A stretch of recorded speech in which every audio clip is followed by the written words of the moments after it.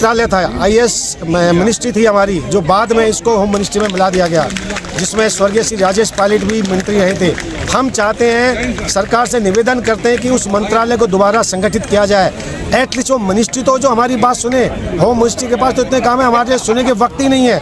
आपने defence ministry में जो आर्मी, नेवी, एयरफोर्स लगाया हुआ है, पैरामेडिक ही कौन सुनेगा जो 5 फोर्सेस हैं। इसलिए शायद उस वक्त की सरकार ने इस मंत्रालय को एक अलग बनाया था। तो मेरा निवेदन है, इस पर भी विचार करें। अलग से जो मंत्रालय पूर्व में था उसको दोबारा विचार करके गठित करें। हमारा अलग से एक मिनिस्टर दीजिए, हमारा अलग से सेक्रेटरी बैठाइए जो हमारी बात सुन सके। अब तो हम किसी को सुना ही नहीं सकते।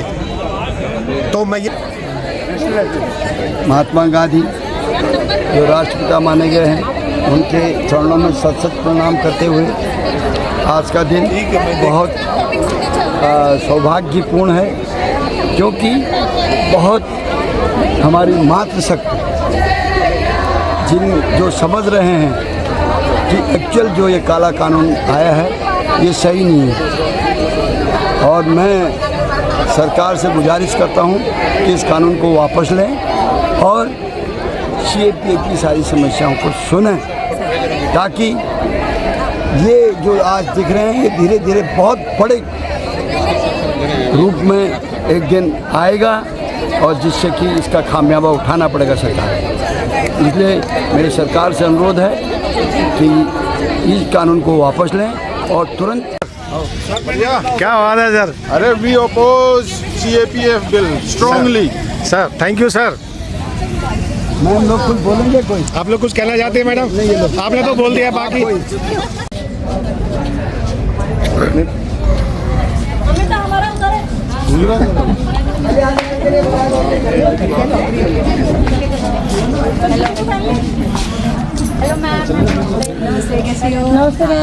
राजघाट में सबसे ज़्यादा हमारी महिला परिवार के सदस्य हैं, अपने बच्चों को लेके आई हैं।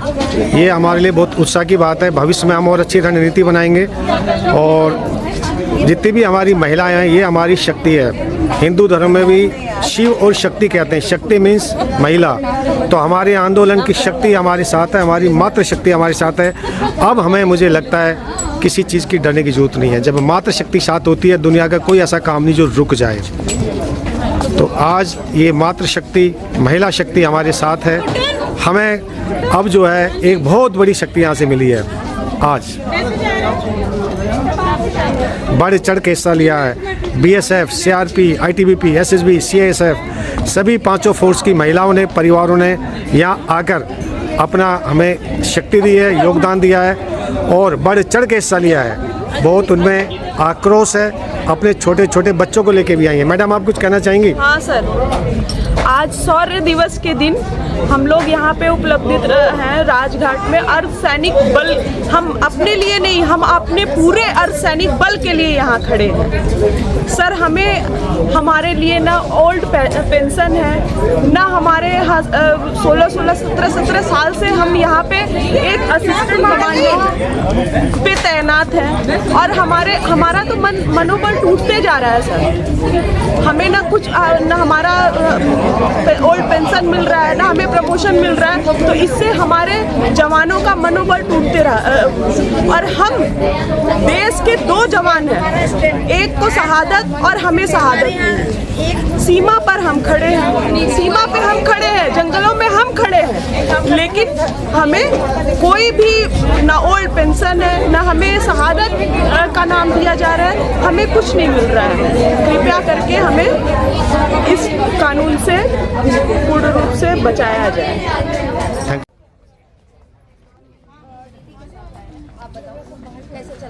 हम राजघाट पे एकत्रित हुए थे।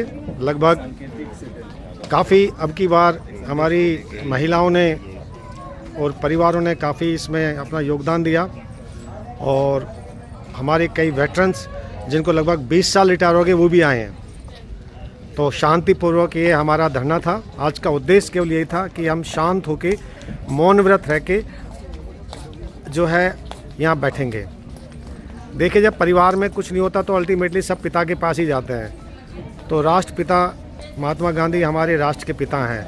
जब कोई हमारी बात नहीं सुन रहा है तो जाहिर है हम अपने आक्रोश, अपना रोष अपने पिता को ही दिखा सकते हैं। इसलिए आके हम लोग शांत होकर बैठे और ये जो हमारा एक प्रकार से आक्रोश था वो जो है आज हमने अभी यहाँ पर समाप्त किया। आनंद निम्बाड़िया, आईजी रिटायर्ड ITBP।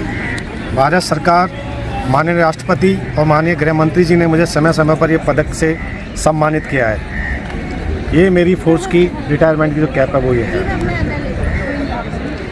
यदि इस बिल का सरकार जो है भविष्य में निर्णय नहीं लेगी तो मुझे मजबूर होना पड़ेगा अपने मेडल के कैप भारत के राष्ट्रपति जी को मैं वापस कर दूंगा। आज कल सांकेतिक रूप से ये मैं कह रहा हूँ और